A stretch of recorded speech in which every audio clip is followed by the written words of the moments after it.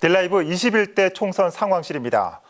오늘은 서울에서 단일 선거구에서 가장 많은 예비 후보가 등록한 용산구로 가봅니다. 취재 기자와 얘기 나눠봅니다. 자, 이재영 기자. 네. 총선까지 아직 2달도 남지 않았는데 공천 소식은 나온 게 있습니까? 네, 공천 소식과 관련해서 일단 미래통합당에서는 지난 12일이죠. 지역구 공천심사 면접이 진행됐습니다.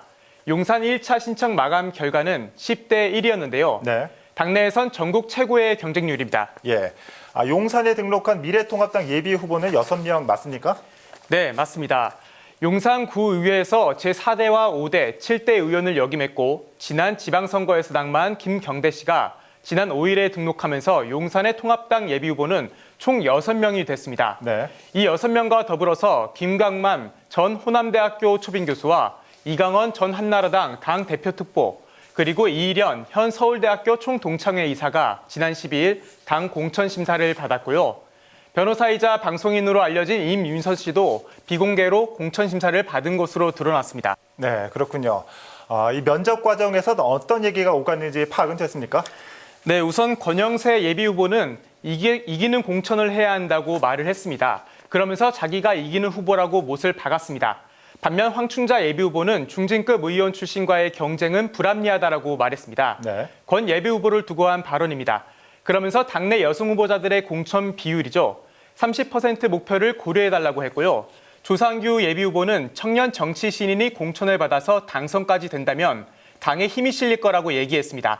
이외에 다른 예비후보들 역시 1분간 자기소개를 하고 마지막에는 하고 싶은 말을 한 것으로 알려졌습니다. 예. 예비 후보들 간의 신경정도 상당한 것 같은데 이 공천 결정까지 쉽지 않아 보입니다.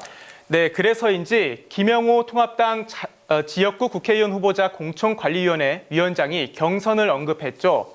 확인한 바에 따르면 용산 공천심사 면접을 본 10명 중 절반은 컷오프될 것으로 보입니다. 예. 남은 5명을 대상으로는 앞으로 여론조사가 진행될 예정인데 그 결과를 토대로 2명이 또 컷오프되고 최종 3명이 공천을 받기 위한 경선을 벌일 것으로 보입니다. 공천을 받기까지 총 3단계를 거치는 겁니다. 결과는 2월 말이나 돼야 나올 것으로 보입니다. 네, 미래통합당 자체만으로도 경쟁이 굉장히 치열한 모습입니다. 더불어민주당 상황은 어떻습니까? 네, 더불어민주당에선 지난달 17일 용산을 전략 공천 지역으로 선정했죠. 그런데 아직까지 이렇다 할 움직임은 없습니다. 민주당 한 관계자는 공천관리위원회에서 지역구 후보자 공천에 대한 교통정리가 다 끝나야 전략공천관리위원회 일정이 시작될 거라고 설명했는데요.